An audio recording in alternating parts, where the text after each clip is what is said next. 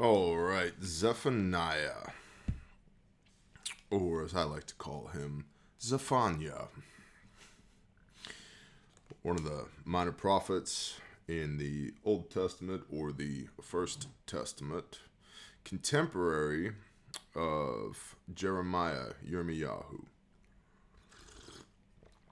prophesying at the same time ish as Jeremiah. Now remember, Jeremiah was with the exiles on their way to Babylon from Judea, Jerusalem area, where Zephaniah, his focus was the house of Judah and Jerusalem. That's who he's prophesying to during the reign of King Josiah, Yoshiyahu, approximately 640 to 609 BC. Biblical historians, every time I say biblical historians, I feel like that guy, Mario Tsoukalokalokalos from Ancient Aliens, the guy with this hair, that guy, is like, ancient alien historians agree. They don't agree on anything, but whatever. It's all make-believe. Anyway, but when I say biblical historians or biblical scholars, I always like, there's an asterisk there because so many of those people are not believers and are unreliable witnesses. But the typical dating for the book of Zephaniah, is approximately 635 to 625 BC. Now, why is that important? Who cares?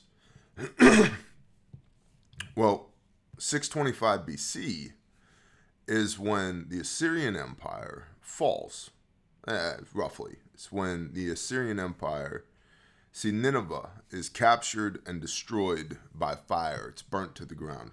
Nineveh.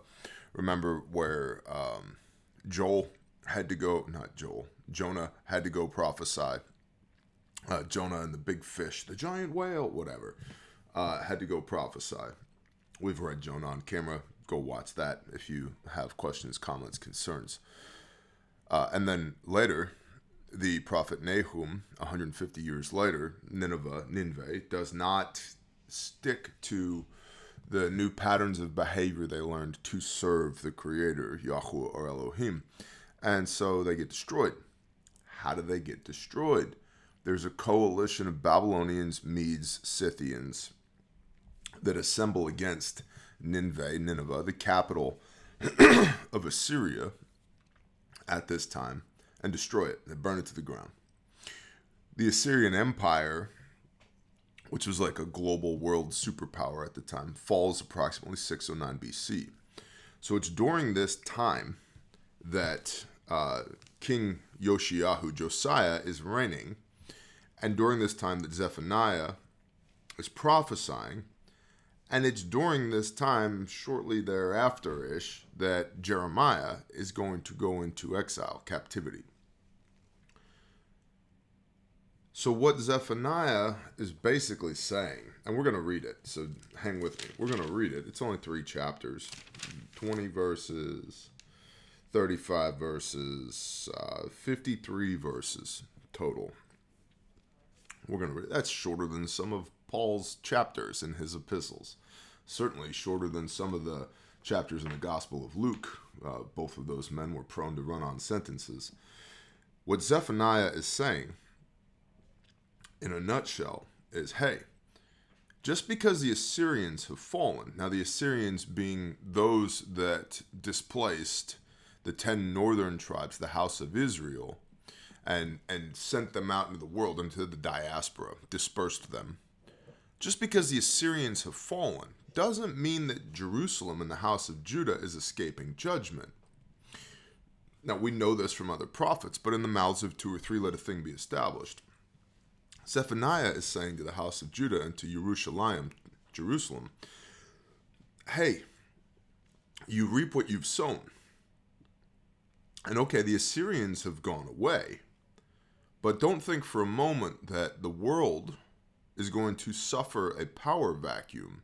It's not. Someone will rise to power, and they will bring the destruction on Jerusalem that we have earned by our lack of faith in Elohim, by our disobedience. And he's correct. That would be the Babylonian Empire that takes over. So 625 BC-ish, Nineveh is destroyed. 609 BC, you have the Assyrian Empire that's falling. This is all during the time of Zephaniah. Scholars say that Nahum, when Nineveh was destroyed, was written about 615 to 612 BC. The captivity of the house of Judah, the occupation of the house of Judah, begins approximately 597 BC, about 30 years after Zephaniah writes this book. He says, hey guys, it's coming, it's coming, it's coming. And there should be maybe some comfort in that for some of us, the watchmen on the wall, who see everything that's happening in the world right now and say, judgment is coming. It's coming. Why, Father? Why hasn't it happened yet? Well, it took 30 years between when Zephaniah wrote this book and then when the Babylonians showed up. And then another 10 years after that, the temple was destroyed. And then a year after that, Daniel was taken approximately 586 BC. Okay? Babylonian captivity ends approximately 538 BC. Second temple's rebuilt approximately 521 BC, 100 years after Zephaniah writes this book. It takes time. A day is like 1,000 years unto the Lord. So, Zephaniah is saying just because the Assyrians have gone away doesn't mean that the judgment that the Assyrians could have brought on the house of Judah has gone away. That the Father will raise up somebody else in their stead to bring the judgment that has been ordained for Jerusalem and the house of Judah due to their disobedience. There's lessons in that for us today. So, with that, Zephaniah chapter 1. You could call this entire book, Yahuwah is on the warpath. And Zephaniah in Hebrew means Yahuwah hides.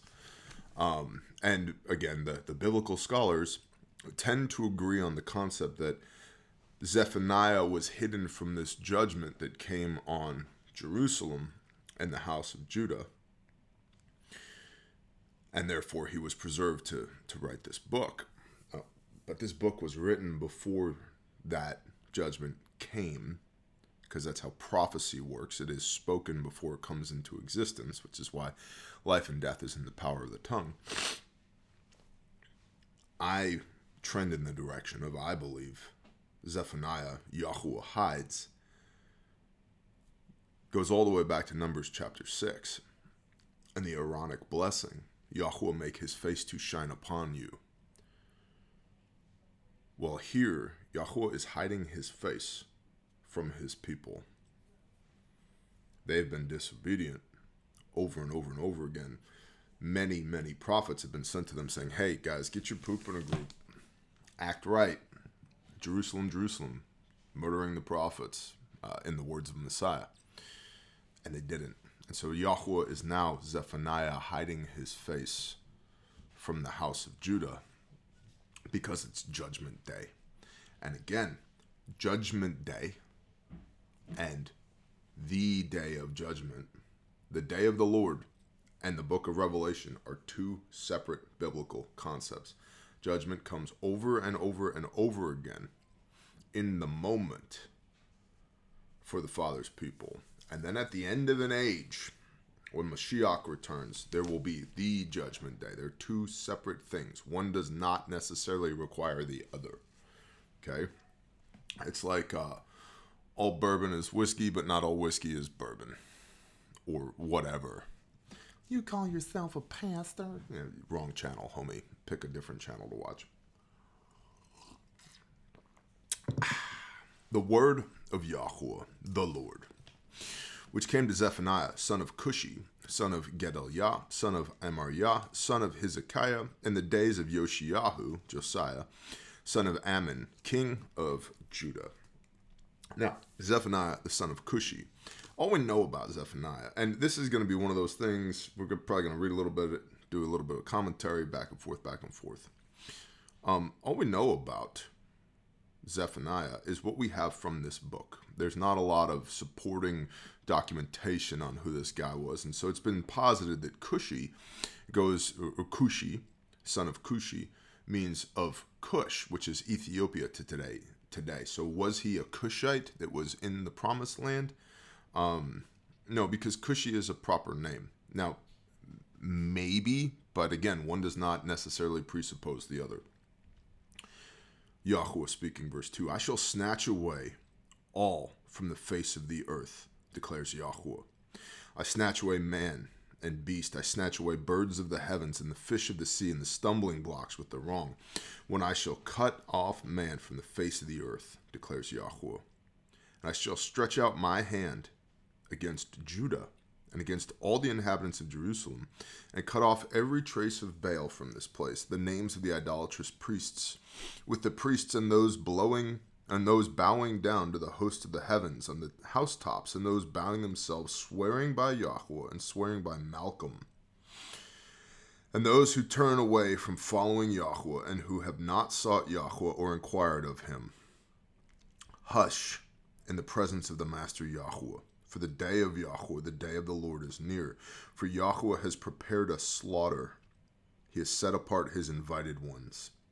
And it shall be in the day of the slaughter of Yahuwah that I shall punish the rulers and the sons of the king, and all such as are clad in foreign garments. And I shall punish on that day all who leap over the threshold, who fill their masters' houses with violence and deceit. And on that day there shall be, declares Yahuwah, a sound of a cry from the fish gate, and of a howling of the second quarter, and of a great crashing from the hills. Howl, you inhabitants of Maktesh!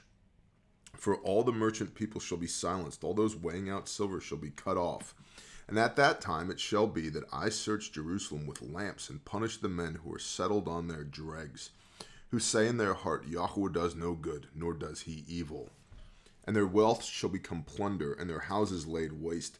And they shall build houses, but not inhabit them, and they shall plant vineyards, but not drink their wine. Near is the great day of Yahuwah.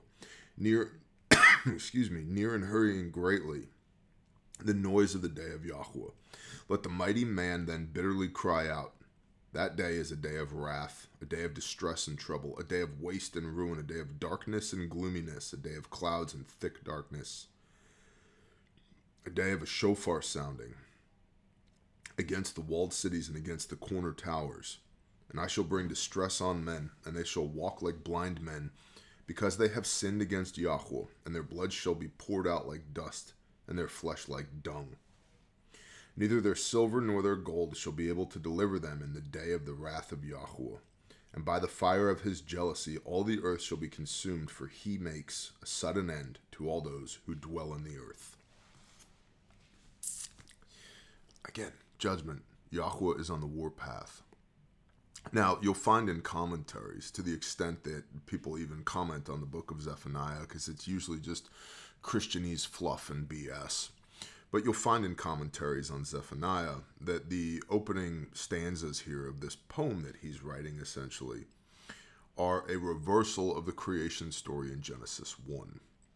I shall snatch away all from the face of the earth, declares Yahuwah. I snatch away man and beast. I snatch away the birds of the heaven, the fish of the sea, and the stumbling blocks. So this is the opposite of creation, the undoing of creation.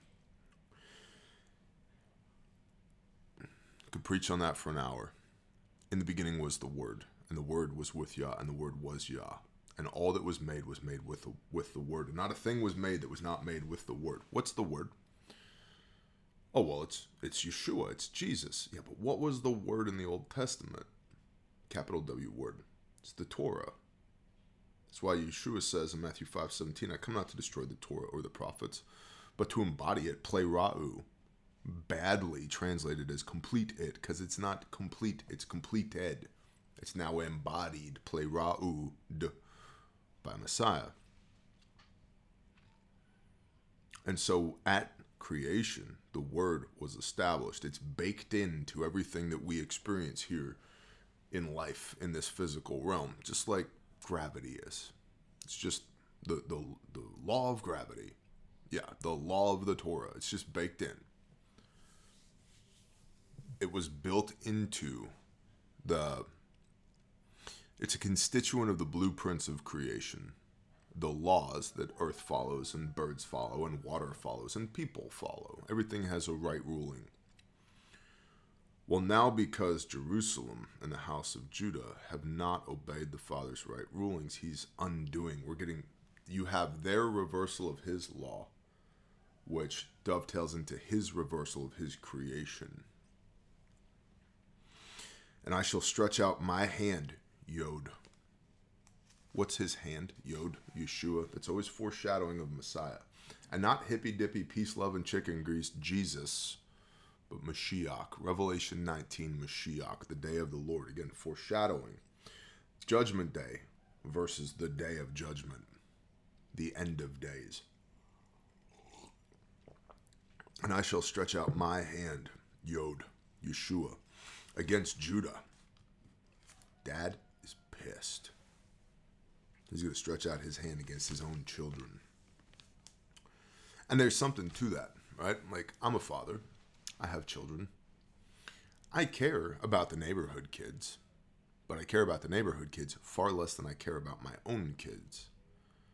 And so there's other kids in the neighborhood, and I want them to behave well and please their parents and do their chores and get good grades and all that.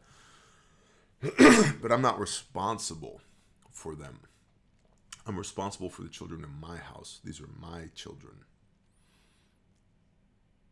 There's an element of that as you see the judgment that comes upon the house of Israel, the house of Judah, and then all the surrounding areas, Moab and Ammon and Philistia and Cush and Mitzrayim, etc., etc. All the other kids in the neighborhood. It's like, yeah, I'll whip their asses too, but my kids, 100%, they will get judgment. Bear, you can't say bad words like that. Look at verse 17. It says dung, doesn't it? Dung.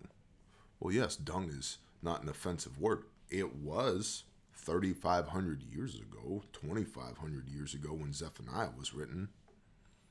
We just use a different word for dung these days that makes many very, very nice, soft people just quiver and quake in fear that you made a noise with your mouth. Yeah, stop it. Grow up. And again, I'll say this again, commentary on the commentary.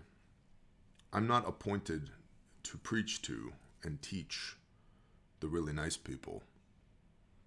I'm here for the men of calloused hands and broken hearts and deep scars of rough character who still are striving to love Messiah with everything that they have, to love the Father with everything that they have, to walk in the Word and the Word made flesh.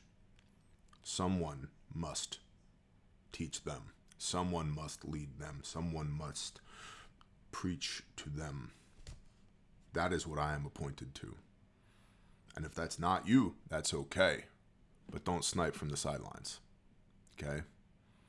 Because I hang out with very rough, very dangerous men who love the Lord their God with everything that they've got and do their best to love their neighbor as themselves. And someone has to speak to them. And it's not Joel Osteen or Francis Chan or anybody else. Okay? My hand, I shall stretch out my hand against Judah and against all the inhabitants of Jerusalem and cut off every trace of Baal. Ah, there it is, false worship. The names of the idolatrous priests. We're starting to get some cause and effect here. Why would Dad do this? Why is Dad so upset? Because the children are not doing what they've been told to do over and over and over again. And they're the other kids in the family, their brothers, their cousins, have come to them and said, hey, Dad is mad. You should stop. And what did they do? They beat those kids up and didn't listen. And they kept doing whatever they wanted to do. The names of the idolatrous priests with the priests and those bowing down to the host of the heavens, angel worship. Not allowed. Not allowed. You'll see this, especially in New Age spirituality. It manifests itself in Catholicism. Not allowed. Those bowing down to the host of the heavens. And you could also go a whole nother direction here when it comes to false worship. The fallen angels. Yeah, Genesis 6. The Watchers and the Nephilim and Uriel and Shemjaza. It's bad news. And all of the the dark arts that come out of that. Those bowing down to the host of the heavens on the housetops underneath the stars. The stars, the moon, the sun, and the stars are a clock. They're not for worshiping. And those bowing themselves, swearing by Yahweh and swearing to Malcolm. It's false worship. Two cannot walk together unless they be agreed. You have no other gods before me. Exodus 20. Simple. What's Malcolm? Or Malkam? Translates as the king of pleasure. And this is directly analogous to Molech. Oh yeah, I worship Yahweh, but you're over here doing Molech stuff. Do not take the Lord's name in vain. What does that mean? It doesn't say, don't say GD, which is like nails on the chalkboard, even to me with my coarse language. No, taking the Lord's name in vain means putting his stamp of approval on your BS. And that's what's happening here. Oh yeah, I worship Yahweh, totally. But you're over here doing Molech stuff. No, negative. And those who turn away from following Yahweh and have not sought Yahweh or inquired of him. So they were following Yahweh, but they're not. Or they've heard about Yahweh, but they've not sought him out. Or they haven't even asked, what's this Yahweh about? Who is this Yahweh? That's enough to get Dad mad. Think about that. And I'm sure many of y'all will be perhaps screaming at your device right now. But my family, I believe, but they don't believe, or my best friend, or my cousin, or insert person here. Your job is not to convict. That is the job of the Ruach HaKodesh, the Holy Spirit. John chapter 16. The Spirit, the Comforter, will convict you concerning sin, righteousness, and judgment. Sin, 1 John 3, verse 4. Sin is lawlessness. Righteousness, Luke 1, verse 6. Blamelessly walking in the commands of Yahweh. Also the end of Deuteronomy 6, by the way. Imagine that congruency between Old Testament and New Testament. And judgment, Revelation 19, verse 11, is what we get at the end of an age if we fail to curtail our behavior and listen to our hearts and do what we want to do and instead serve Yahweh. Okay? That's the Spirit's job. Conviction is the Spirit's job. Your job is to speak the word of Elohim. Simple as that. But what if they don't get it? What does Yeshua say? Let the dead bury the dead. But that's my mom. I know. I get it. But who do you love more? If you love me, keep my commands, as I have kept my Father's commands, says Messiah. You shall love the Lord your God, Yahweh your Elohim, with all your heart, with all your soul, with all your mind, with all your strength, and love your neighbor as yourself. It's painful, but your job is not to convict. Your job is to speak the word of Elohim. And then you let the Spirit do what the Spirit does. And how do you know, O wife, that your righteousness won't win a husband? How do you know, O husband, that your righteousness won't win a wife? The words of Shaul of Tarsus, the Apostle Paul. Your witness is how you live, not what you say. And it's not your job to convict anyway. Hush in the presence of Master Yahweh, for the day of Yahweh, judgment day, the day of the Lord is near.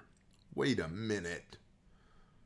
I thought Judgment Day was Revelation, and this was written in 635 BC by the prophet Zephaniah about the judgment that's befalling Jerusalem. Yep. There are multiple judgment days in the Bible, which again, just because we see judgment coming, it's on the horizon for this mystery Babylon America that we live in, doesn't mean it's the end of the world, doesn't mean it's the book of Revelation. It just means that Yah is a righteous Elohim, and he rewards each man swiftly according to his works.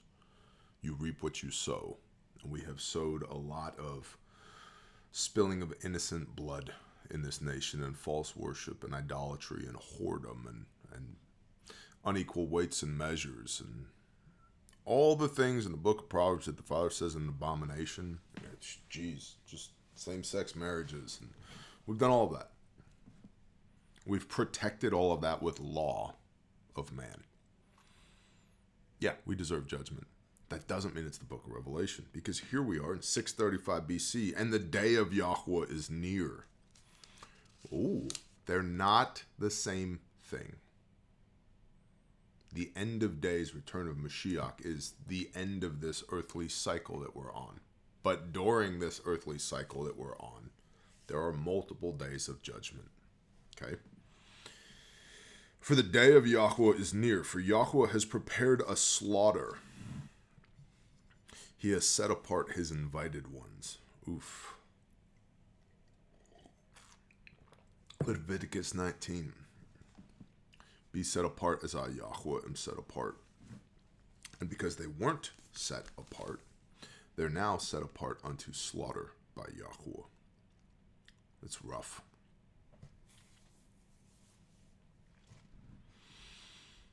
And it shall be in the day of the slaughter of Yahweh that I shall punish the rulers and the sons of the king, and all such as are clad in foreign garments. Now, the rulers and the sons of the king. It goes on to talk about the king. Yoshiyahu, Josiah, was known for his reforms that he performed in Judah, of destroying the places of false worship and trying to reinstitute a righteous priesthood and rule the people righteously. But the people and the system were too far gone at this point. You turn a battleship or an aircraft carrier very slowly. And that's what Josiah was trying to do. He was trying to get all of the house of Judah back on track, but it was turning very slowly. And even in his efforts as king, he wasn't necessarily supported by his constituency in the doing of this, because his constituency and the priests were all unrighteous, or mostly unrighteous. There's always a remnant, but they're mostly unrighteous. And so, despite the efforts of Josiah at reform in the house of Judah, they're still being set apart for judgment. There's a parallel in there for us today. Okay? Despite the efforts of the king, who may or may not be a righteous man who is bringing reform, the aircraft carrier turns slowly. And Yah would be an unrighteous Elohim, unjust Elohim, if he didn't deliver the vengeance that he said he would. If he didn't punish us like he said he would. Now, one could cry mercy, mercy. Mercy is when you don't get what you deserve. That's mercy. We deserve judgment. And mercy would be if we don't get judgment. But there's only mercy when the lesson has been learned. Okay? Which is repentance. Shuv, teshuva, which is rooted in a change in behavior, not words that come out of your mouth. I've yet to see a change of behavior in this current nation state that we're in that would indicate that mercy is a given and that judgment is off the table. But I digress upon my digression. And it shall be in the day of slaughter of Yahweh that I punish the rulers and the sons of the king, and all such as are clad in foreign garments. Why are they? Leviticus 19. Be set apart as I, Yahweh, am set apart. Do not conform yourself to the nations, unless you're Judah. Oh, well, but Rabbi Chaim ben Shmuel said, unless you're Judah. Well, I read in the Talmud once, Babylonian. Judah sits on a high horse, and always has. And this is part of what Zephaniah is saying here, is you are going to get knocked off of your high horse because you claim the name of Yahweh, but you do not conform your behavior to the statutes of Yahweh. Therefore you are in false worship. This is why Messiah says, beware the leaven of the Pharisees. The Torah is truth. Messiah, who is the Torah made flesh, is truth. It's through that lens that everything needs to be viewed. Does this conform to the Word and the Word made flesh? And if the answer is no, it's a bad witness or a false witness. Avoid it like the plague. Beware the leaven of the Pharisees. Leaven biblically represents sin and false doctrine. Who are the Pharisees? Well, the Pharisees are exactly who Rabbinic Judaism of today traces its roots back to. Be very, very careful. Take no man's word for what this Bible says, myself included. You have to read it with your own eyes, pray over it, and ask for wisdom and discernment from the Ruach HaKodesh, the Holy Spirit. It gets dangerous when men think they have a monopoly on understanding of Elohim. They do not. It is not possible for man to understand Elohim. His ways are not our ways, and the secret matters belong to Elohim. Deuteronomy 29:29. I have never said I don't know more in my life since I became ordained as a pastor. The flip side of that is people who are prideful in their understanding, air quote, understanding of the word, and perhaps the word made flesh, who use that as leverage to manipulate other people. And that is a cornerstone facet of religion. Pick your brand. That's why we're not called to religion. There are not 54,000 different denominations of Christendom. There is one, Echad, belief in Mashiach. And what is belief? Emunah. Faith. It is your works, your belief in action, which is your works. This is what James is talking about in the book of James. That's why Messiah says in Revelation 21, behold, I come swiftly to reward each man according to his works. Or is it Revelation 22 verses 12 through 14. It's not about religion. It's not about a structured belief, incantations. One must say the name this way and then light the candle and then the incense and blah, blah, blah. Yeah, but Nadav and Avihu were consumed at the temple because they brought the wrong incense. So there must be some degree of that. No, they were drunk. And there's no drunkenness in service to Yah. And they brought the wrong incense. The implication is they were already in false worship, because how do you have the wrong incense? They brought a different God's incense to the temple. Which implies heart condition. And then they had the audacity to show up drunk at the tabernacle of Elohim with the wrong incense. That's why they got smoked. Not because they pronounced the name wrong. For all you sacred namers out there, you guys are retarded. Revelation 19, read it. He has a name that none of us know. It's Yeshua. No, it's Yahshua. No, it's Yehoshua. No, it's Yesu. No, it's Esau. No, it's your stupid. And now I know there's no J in Hebrew. I know this. But I also know before I knew that, I was casting demons out of people with the name Jesus. Just like my mini-me, my 9-month-old is running around out here. She doesn't even speak words yet.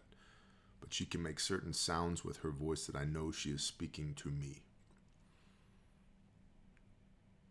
My 8-year-old calls me daddy. My 16-year-old calls me dad. Hey, dad.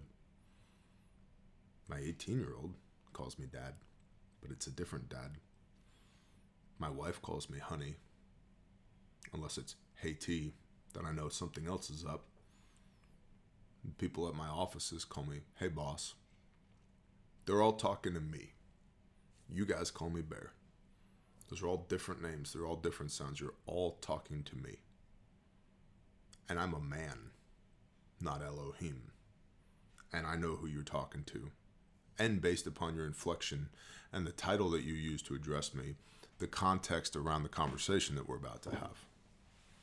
You don't think Elohim's capable of that? So beware the leaven of the Pharisees. Watch the legalism on the name and the pronunciation and all of that, and but blah, blah, blah. The Yod, He, Vav, He, the Tetragrammaton. That is Dad's name, and there is power in that name. But is it Yahuwah or Yahuwah or Yahweh or Yahovah or Yahava, self-existent Father? There's no vowels in Hebrew. Best of luck. Figure it out. What an unjust Elohim we would have if the inadequate pronunciation of his name was enough to separate you from him. Yeah. And I shall punish on that day all who leap over the threshold, who fill their masters' houses with violence and deceit. Leap over the threshold covenant. There's an implication of truth and understanding and a threshold covenant and safety. No, we're just going to jump across it and fill our master's houses with violence and deceit. What about Dad's house? It's going to jump right over that threshold and fill his house with violence and deceit. And on that day there shall be, declares Yahweh, the sound of a cry from the fish gate, and of a howling from the second quarter, and of a great crashing from the hills. So this is judgment coming down. These are different locations around Jerusalem. Howl, you inhabitants of Maktesh, for all the merchant people shall be silenced, and all those weighing out silver shall be cut off. What's a Maktesh? What is that? Maktesh or Maktesh or Maktish or whatever. That was the Phoenician quarter of Jerusalem. Interestingly, that's where all the merchants and the silver traders and the jewelers and everybody else was at. Howl, you inhabitants of Maktesh, the Phoenician quarter of Jerusalem, all the merchant people, yep, that's them, shall be silenced. All those weighing out silver shall be cut off. Yep, that's what they did. They've introduced money into a scheme of worship. And here's another thing that people miss. We think of worship in the Christianese as a particular type of music. Worship is conforming your behavior and your heart condition to the ideals of Yahweh. That is worship.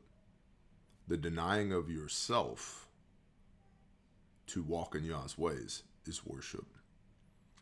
The speaking of Yah's words, not your own, is worship. Conducting your life righteously is worship. It's not just, C major chords on an acoustic guitar by some hipster up on stage. It can be worship music. And that was a little judgy of me. I'm an ENTJ. The J stands for judging, and it's a capital J. I apologize. Because there are good worship leaders, good worship bands out there. But the vast majority of them are paid. On Sunday, the day of the worship of the sun, they're paid on what the church claims is their Sabbath, which is not allowed on Sabbath, to come in and perform worship. And people would argue, yeah, but what about the Levites? Part of the Levites was they were to sing. They had singers and they had, a band that would play instruments and all that in service to the temple. Yeah, the Levites were provided for by the offerings, voluntary and otherwise, of the children of Israel, who came to worship, conform their pattern of behavior to the statutes and ideals of Elohim. But even if that argument was to be made, why are we using a Levitical argument to substantiate the performance of the New Age, New Testament Christian church? Because I thought it was all nailed to the cross. Oh, no. No, it was not. Read Colossians 2. Religion was nailed to the cross. We're probably going to do Zephaniah 1. I intended to do Zephaniah 2 and 3 in a single video because it's only 53 verses. But as you can see, I'm very loquacious, gregarious today. All these little rabbit holes, these little sidebars. And at that time it shall be that I, Yahweh, search Jerusalem with lamps and punish the men who are settled on their dregs, who say in their heart, Yahweh does no good, nor does he evil. At that time, it shall be, it will happen. Shall and may. If you know anybody who has a legal background or a law enforcement background, shall and may are two very, It shall be. Yahweh will. Malachi 3 verse 6, I'm the Lord Yahweh Sabaoth, I change not. His word will not return to him void. So it shall be, it will happen, that he will search Jerusalem with lamps. What's a lamp? Proverbs 6:23, your command is a lamp, your Torah is a light unto my feet. So what standard is Yahweh going to be inspecting Jerusalem with lamps, commands, Proverbs 6:23, and punish the men who are settled on their dregs. What are dregs? Dregs, the leftovers, the sediment in the bottom, typically from making wine, homemade wine, or wine that's not been mass produced and filtered, that settles in the bottom of your glass or your cup from drinking. And punish the men who are settled on their dregs. Yeah, what does this go back to? There's no drunkenness in service to Yah, which is heart condition. How many people do you know are trying to fill a Yah-shaped hole in their heart? Perhaps you. Was I at one point. Trying to fill a Yah-shaped hole in their heart with alcohol. Does alcohol lead to good decision making, righteousness, uprightness, truth, compassion, love, understanding, mercy? No, it does not. Now, before you go full-blown Baptist, some alcohol is fine. Drunkenness is not. Now, some people can't have a glass of wine, in which case they should have 0 glasses of wine. Some people can have a glass of wine, 2 glasses of wine, and they're good. I'm at this point in my life where when I start to feel a buzz, I'm done. I used to be a drunk. I drank a handle of Jim Beam every day. 59 ounces of Jim Beam every day, and probably half a case to a case of Budweiser with it, to say nothing of narcotics. Every day.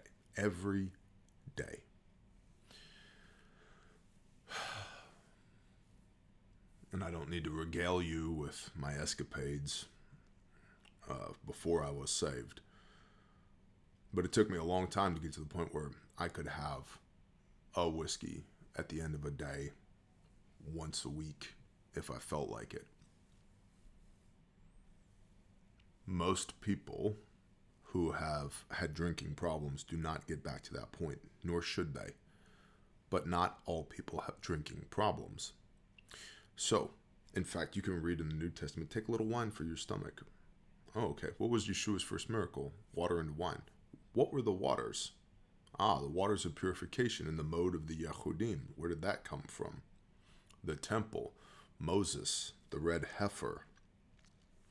Yeah, the water into wine story, the parable, the miracle, is not simply about proving, this guy must be ordained. Look, he knows a cool parlor trick. He can turn water into wine. It was the waters of purification from the temple made from the red heifer, which, by the way, does have deep spiritual significant meaning, but is also just soap. Because if you've watched Fight Club, my brother Dudley's favorite movie of all time, you need ash and fat to make soap, which is why you burn up the red heifer upon which a yoke has never come. Therefore, it has a high fat content because it's not a working animal, on piles of cedar wood and scarlet and hyssop, ash with high lye content, to make soap. And then you take that ash and you put it in water, and then you cleanse things per the mode of the Yehudim in water, because this water has soap from the red heifer in it. But deeper implication here, the waters of purification, is the same reason we have baptisms or mikvahs, ritual cleansing.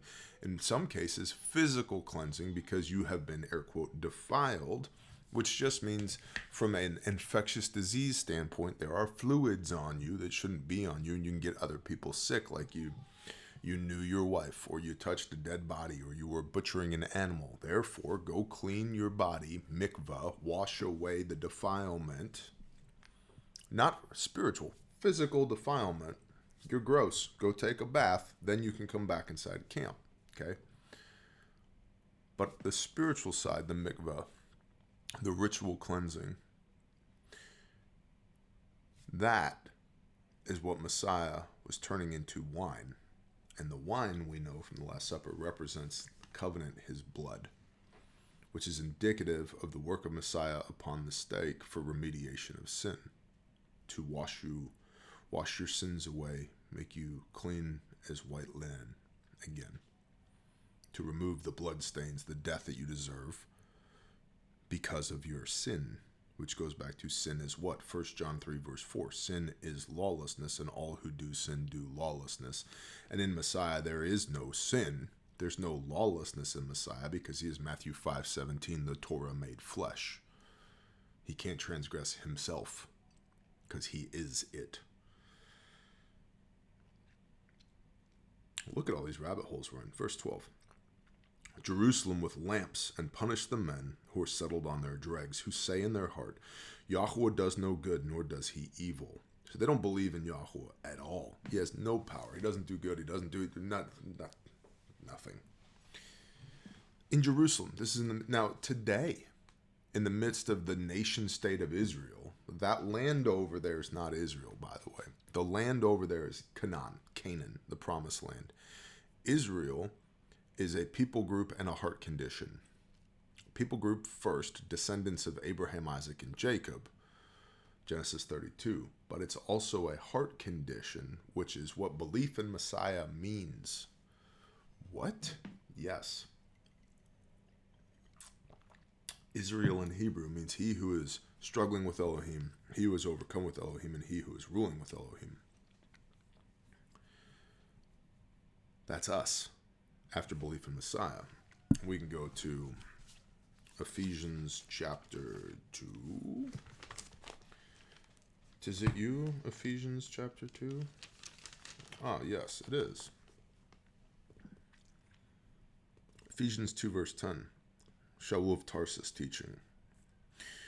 For we are his workmanship, created in Messiah Yeshua unto good works. All right, so we're created in Messiah Yeshua unto good works. Not words, works. What does it mean to have a testimony of Yeshua, a testimony of Jesus? You do the things that he did, which is proof of your belief.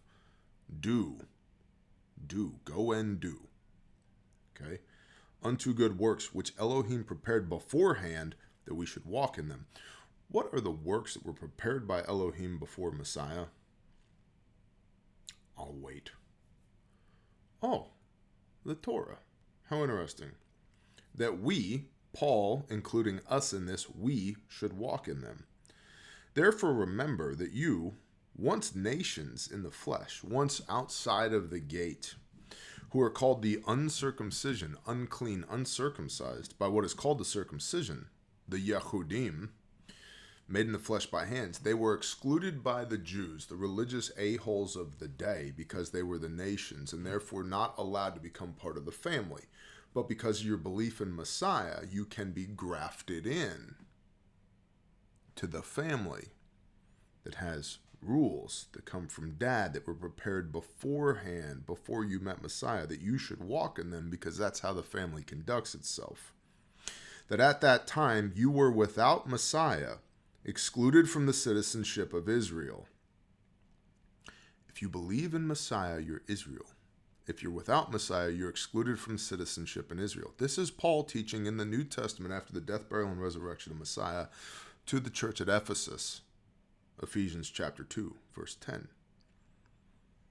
You are Israel. I am Israel, if you believe in Messiah. That's what you're grafted into. That at that time you were without Messiah, excluded from citizenship of Israel, and strangers from the covenants, plural covenants, because covenants stack, they don't replace each other, covenants of promise, having no expectation of inheritance of eternal life, and without Elohim in the world. But now in Messiah Yeshua, you who once were far off, outside the gates, have been brought near by the blood of Messiah, the wine, the waters of purification. For he is our peace, who has made both one, the Yehudim and the Israeli, the natural born and those grafted in. And having broken down the partition of the barrier, having abolished in his flesh the enmity, the Torah of commands in dogma, religious BS, so as to create in himself one renewed man from the two, thus making peace, one renewed man from the two. This is Judah and Israel, the two houses. This is the two sticks of Ezekiel. This is the nations, the Gentiles, and the natural born. Unity, echad, one. I and my Father are one. And to completely restore favor to both of them unto Elohim in one body through the stake, having destroyed the enmity by it. And having come, he brought us good news, peace to you who were far off, and peace to those near. The good news, the gospel. What's the gospel? Therefore go forth and spread the gospel, the good news to all nations. What's the gospel? That you, by belief, not in words but by deeds and patterns of behavior, by belief in Messiah, can become one man joined together, grafted into the house of Israel. Now, this is important. There are many, many false teachers out there in Christianity, in Judaism, in the Torah observant movement. Many of them who will take and twist words to make their point, perpetuate their dogmas, their little pet verses, to have you pour money into the plate, to look over their own transgressions, whatever it might be. And to those people, I would say, screw every one of you. You have taken the Father's name and stamped his approval on your BS, which is taking the Lord's name in vain, which you're not allowed to do. And I pray that judgment befalls you. Literally. And I don't mean that you stub your toe. I mean that 100-pound block of fiery hail falls out of the sky and crushes you to bits. But I digress. There is no intercessor between you and Elohim other than Yeshua. Yeshua is teacher. Yeshua is rabbi. Yeshua is pastor. But Bear, you're an ordained pastor. Yeah. Yup. What does pastor mean? Jeremiah 3:15, I shall raise up shepherds, pastors over you, after my own heart, that will feed you with knowledge and understanding. Okay. Tending a flock. Peter, do you love me? Yes, master, I love you. Feed my sheep. Okay. So my job is to be after Elohim's own heart and to feed you with knowledge and understanding. Per the Bible. That's what I'm doing. My job is not to serve you on a platter doctrines, dogmas, my own pet opinions about what these things mean. Although I do, on occasion, go off on a tangent where I will say, I'm just saying. I'm not teaching, I'm not preaching, I'm just saying. My job is not to pass a plate, to get you to fund a ministry or build a building or you know, the youth ministry, or who cares? I don't monetize these YouTube videos because I don't think one should earn money from the word of Elohim. Now, it's lawful to not muzzle the ox as it treads out the grain, for sure, but I tread grain elsewhere. I don't take a dime from the Father's word. I don't take a dime from our ministries. I earn. When I earn, I earn in my businesses, and I use that to float the operational expenses of everything that we do that is related to Yah, so that no one is earning a dime from the words of Elohim. But there are many bad pastors, many, many, many bad pastors out there, so be careful. Take time, learn, do research, put your own nose in your own Bible. Don't take any man's word for any of this. We, circling back around, we are Israel. Israel is a heart condition. And that heart condition is manifested in a belief, which is faith plus works, emunah, that bears fruit, that makes it obvious to people that you are a follower of Messiah. That you don't have to say a word to them, and they know. They can see it. Verse 13, and their wealth shall become plunder, and their houses laid waste. Wealth. What's wealth? Silver and gold and houses and Lambos and jets. That's not wealth. That's revenue. Wealth is being surrounded by people that love you. Wealth is give us this day our daily bread. Wealth is I have a place to lay my head. Wealth is the creator of the universe knows my name, knows every hair upon my head, including these two crazy ones on this side right here that are driving me nuts in the camera. He knows me. He knows my heart. And I am loved inexplicably. That is wealth. That cannot be bought. And that is what the people of the house of Judah and Jerusalem have traded for silver and gold in their disobedience, which is why Zephaniah is prophesying that regardless of the fall of the Assyrian Empire, they will be judged. And they are. And they shall build houses but not inhabit them, and they shall plant vineyards but not drink their wine. This is exactly what Moses is talking about in Deuteronomy. Exactly. Deuteronomy 8.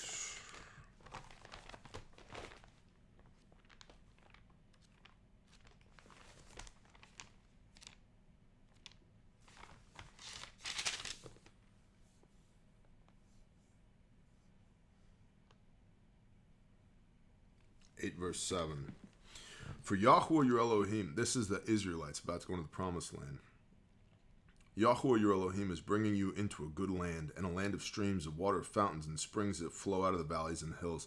A land of wheat and barley, of vines and fig trees. Fig trees always represent prophecy, by the way. And pomegranates, a land of olive oil and honey. A land in which you eat bread without scarcity, in which you do not lack at all. A land whose stones are of iron, and out of whose hills you dig copper. And you shall eat and be satisfied, and shall bless Yahuwah your Elohim for the good land which he has given you. Be on guard, lest you forget Yahuwah your Elohim, by not guarding his commands, and his right rulings, and his laws which I command you today. Lest you eat and shall be satisfied, and build lovely houses, and shall dwell in them, and your herds and your flocks increase, and your silver and gold are increased, and all that you have is increased, that your heart then becomes lifted up, and you forget Yahuwah your Elohim, who brought you out of the land of Mitzrayim, from the house of bondage, who led you through that great and awesome wilderness, fiery serpents and scorpions and thirst, where there was no water, who brought you water out of the flinty rock, who fed you in the wilderness with manna, which your fathers did not know, in order to humble you and to try you, to do you good in the end. Then you shall say in your heart, my power and my strength of my hand have made for me this wealth. But you shall remember Yahuwah your Elohim, for it is he who gives you power to get wealth, in order to establish his covenant which he swore to your fathers as it is today. And it shall be, if you by any means forget Yahuwah your Elohim, and follow other mighty ones, and serve them, and bow yourself to them, I have warned you this day, you shall certainly perish. Sounds a lot like Zephaniah chapter 1, doesn't it? Like the nations which Yahuwah is destroying before you, so you are to perish, because you did not obey the voice of Yahuwah your Elohim. And Moshe spoke this to the children of Israel face to face 3,500 years ago. But it was also prophetic in nature, because 1,000 years after that, 2,600 years ago, this is exactly what Zephaniah is saying to the house of Judah and Jerusalem in Zephaniah chapter 1. And their wealth shall become plunder, and their houses laid waste, and they shall build houses but not inhabit them, and they shall plant vineyards but not drink their wine. Near is the great day of Yahuwah, judgment day. That's the second time we've seen that. For the day of Yahuwah is near, verse 7. It's coming. And it does. And see, he says it's near, and it comes 30 years later. Remember that today, as you can feel it in your bones and your soul. Judgment is coming. It's 30 years later. And the judgment that came here With the siege of Jerusalem in 597 BC, the temple was destroyed in 587 BC, the exile of the Yehudim to Babylon in 586 BC was not the book of Revelation. And I would submit to you the judgment that befalls us, whatever comes next, has a strong likelihood to not be the book of Revelation as well. We're not at the completion of 6,000 years yet. But even the very days shall be shortened, so the very elect won't be deceived. Revelation 12, the sign of the woman in the sky. Right, the constellation Virgo with Mercury in her belly and the crown of 7 stars above her head. That only happens once every 5,000 years. Wrong. I did the research. I did the math. Happens once every 312 years, not every 5,000 years. And it happened in 2012, which as of the time this recording was 12 years ago. Which means it'll come back around 300 years from now, which will be approximately the year 6,000. The day is like 1,000 years unto the Lord. 6 days we labor. The 7th is a Sabbath of rest, the millennial kingdom.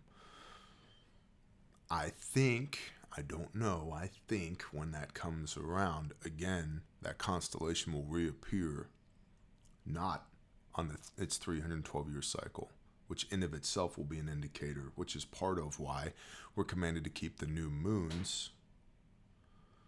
Yeah, the new moons, because you got to look at the night sky, not to worship the stars, but because it's a calendar. It's a clock.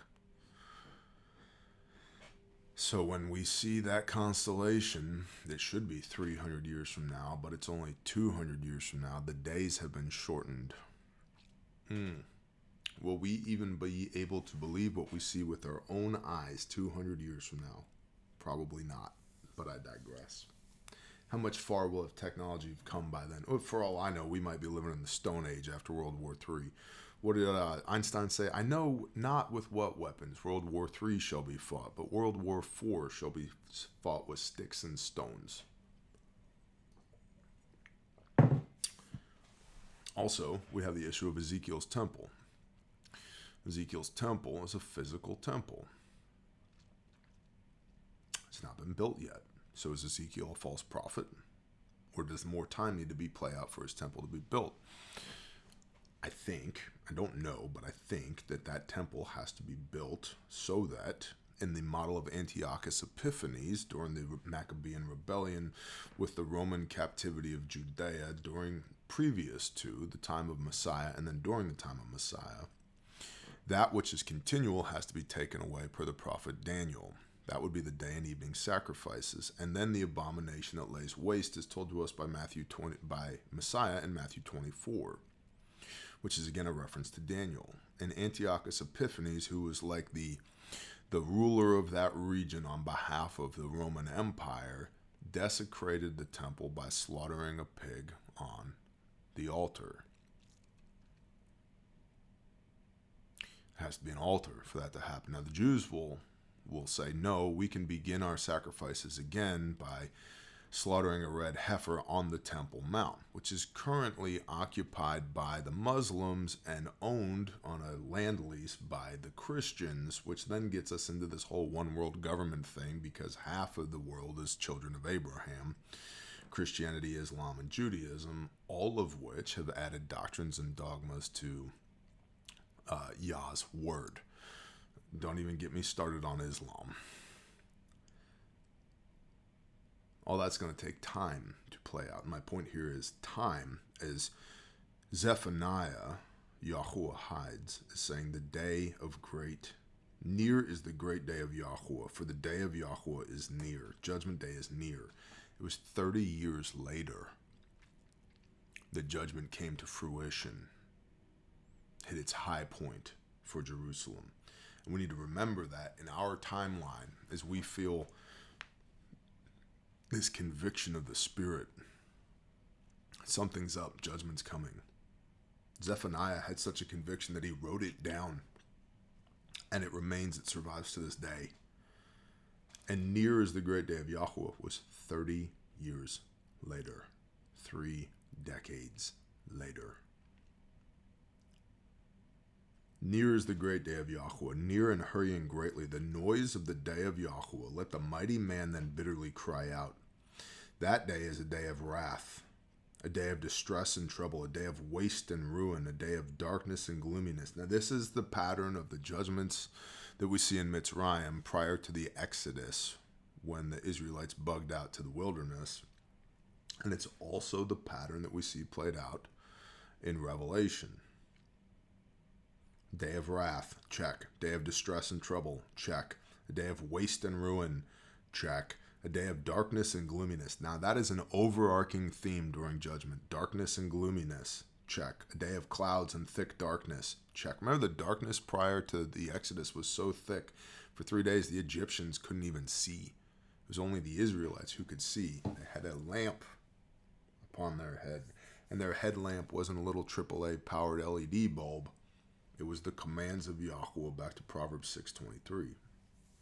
A day of a shofar and a sounding against the walled cities and against the corner towers. And I shall bring distress on men, check. And they shall walk like blind men, check. Because they have sinned against Yahweh. What is sin? Sin is transgression of the Torah. 1 John 3 verse 4.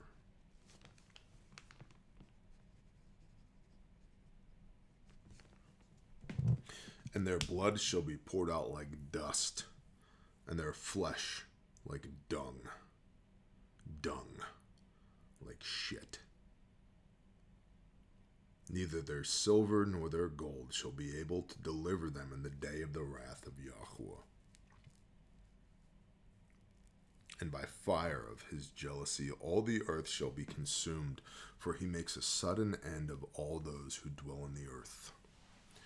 Makes a sudden end of all those who dwell in the earth. Now Zephaniah is talking about Judah and Jerusalem here, but this is near-term prophetic for Zephaniah, but it's also long-term prophetic, referring to end times. And you can see that pattern. I mean, just go to Revelation 3. It's in the back of the book, y'all.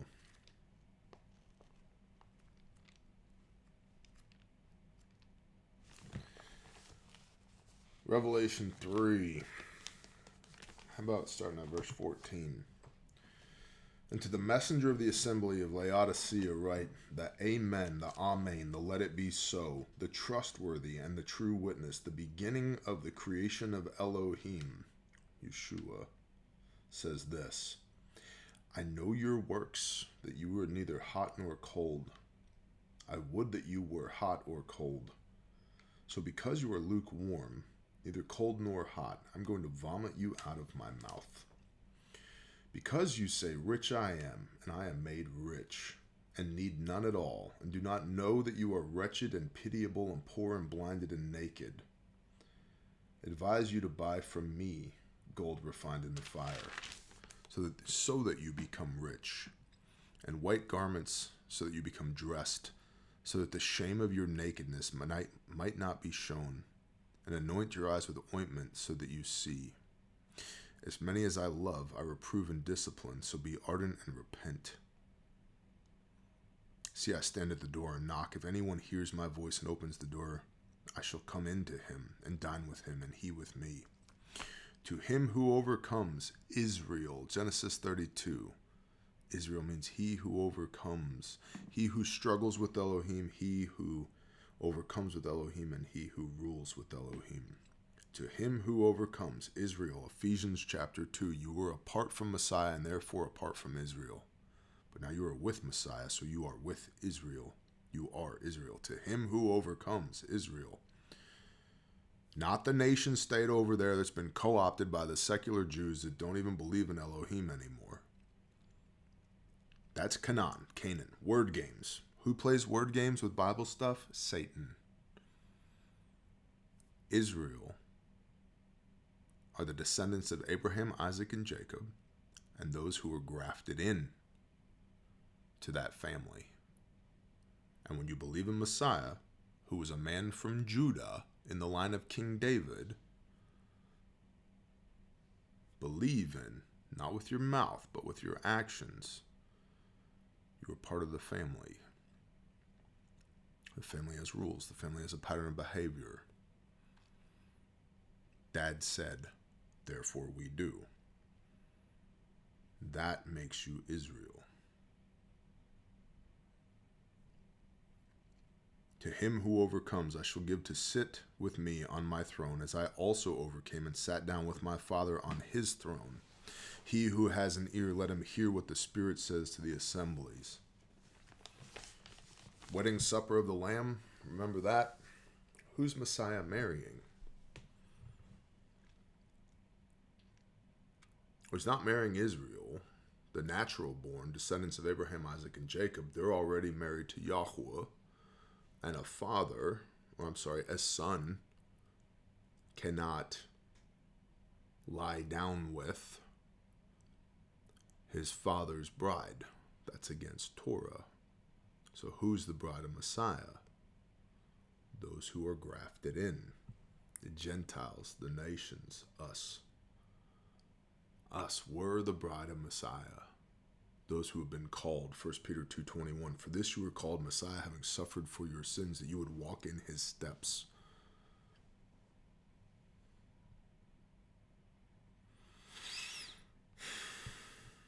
There's layer upon layer upon layer in this book. We've gone an hour and 12 minutes reading 18 verses in the minor prophet Zephaniah chapter 1. You know, if you look up Zephaniah on YouTube, you'll get a handful of videos that range anywhere from 4 to 6 minutes long. Here's what the book of Zephaniah means. Take it. There you go. That's it. That's all it means. No. And I'm not saying that I have some special understanding or revelation. I don't. I'm saying that most people who comment on and study, air quotes, study the Bible, do it a grave disservice by trying to boil it into bullet points. And if you are interested in a bullet point relationship with the creator of the universe, I would submit to you that that's not a very durable, long-term living situation. Sounds like a marriage of convenience, which will ultimately fail when pressure tested. And near is the great day of Yahweh. The pressure's coming. And there will be weeping and gnashing of teeth. And that's what Zephaniah was saying. We will do 2 and 3 next time. But that's what Zephaniah was saying. Just because the Assyrians have fallen doesn't mean the Babylonians aren't coming. They are. And 30 years later, they had destroyed the temple. Instead of listening to Zephaniah and curtailing their own wicked behavior, they followed their own patterns of behavior. They served themselves and their own greed and their own physical interests instead of being conformed to the Most High, instead of clinging to him, instead of obeying Dad. They did what they wanted to do. And they were destroyed 30 years later, which is but the blink of an eye in the timeline of the eternal creator of the universe. I hope this finds you well. There's hope here. There is. What's the hope, Bear? Don't be like these guys. The Father always preserves a remnant. Always. Be the remnant. What's the remnant? Here's the testimony. Here's the endurance of the saints. Those that have a testimony of Yeshua HaMashiach and keep the commands. Revelation 14, verse 12.